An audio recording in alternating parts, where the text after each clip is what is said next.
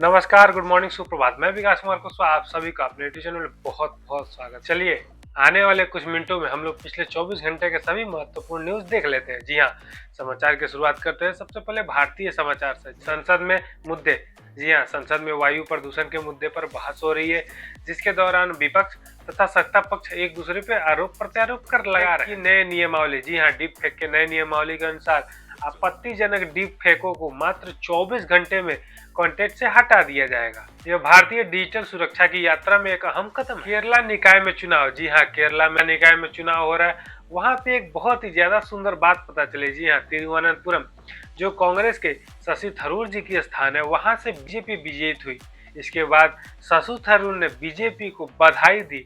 यह हमारे लोकतंत्र की विशेषता ही तो है, जहाँ की हारने वाली पार्टी जीतने वाली पार्टी को बधाई देती। संचार मंत्री ज्योतिरादित्य सिंधिया ने बॉम्बे जिम खाने के 150वीं वर्षगांठ पर डाक टिकट जारी की। डाक विभाग और बीएसई ने म्यूचुअल फंड में पहुंच बढ़ाने के लिए आपस में समझौता किया। अब आते हैं अर्थव्यवस्था से संबंधित न्यूज को देख लेते हैं। चांदी की मांग में वृद्धि। जी हाँ, औद्योगिक मांग में वृद्धि के कारण चांदी के मांग में 10 से 15% वृद्धि होने का अनुमान है। नौकरियों में वृद्धि। जी हाँ, ऐसा अनुमान लगाया जा रहा है कि अगले साल 2026 में भारत में 52% कंपनियां तथा ब्राजील में 54% कंपनियां नए रोजगार का सृजन करेंगे।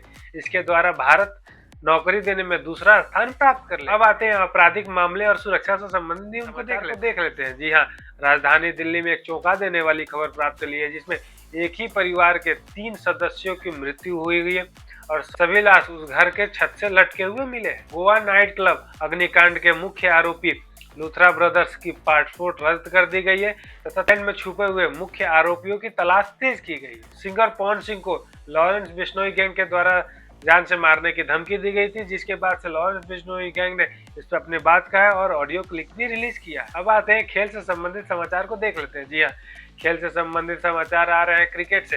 अंडर 19 क्रिकेट विश्व कप का अगला मैच पाकिस्तान के साथ है। तेज गेंदबाज स्टार्क ने T20 विश्व कप से संन्यास लेने का कारण बताया। भारत में लियोन मेसी का भव्य स्वागत किया गया। जी हाँ, लियोन मेसी भारत पधारे हुए हैं, इनमें इनका भव्य स्वागत किया गया। दुर्भाग्य यह है कि कोलकाता के स्टेडियम में जब ये मौजूद थे तो प्रशंसकों द्वारा किसी बात पे गुस्सा हो जाने के उस समय ग्राउंड में बोतल फेंका गया तथा बाद में तोड़ातोड़ी की गई।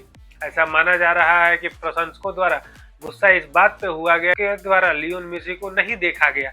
लियोन मेसी जब आए थे तो उनको बड़े अधिकारियों और बहुत सारे महत्वपूर्ण लोगों द्वारा घेर लिया गया था, जिसके बाद प्रशंसक थे वो लियोन मेसी को देख भी नहीं पाए। इसी की वजह से उनके द्वारा बोतल फेंकना तोड़ फोड़ की घटनाएं सामने आ रही है। राष्ट्रीय राजधानी क्षेत्र दिल्ली में वायु प्रदूषण को नियंत्रित करने के लिए CAQM द्वारा दिल्ली सरकार तथा अगल बगल के राज्यों को दिशा निर्देश जारी किया है। अब आते हैं कुछ अंतर्राष्ट्रीय समाचार को देख लेते हैं। जी हाँ, ईरान में गिरफ्तारी। ईरान में नोबेल पुरस्कार विजेता नरगिस मोहम्मदी की गिरफ्तारी हुई। इस खबर की पुष्टि उनके समर्थकों द्वारा की गई। यूएन ने यूक्रेन को बाद में प्रयोग करने के लिए रूसी 210 बिलियन यूरो की संपत्ति को जब्त कर लिया है।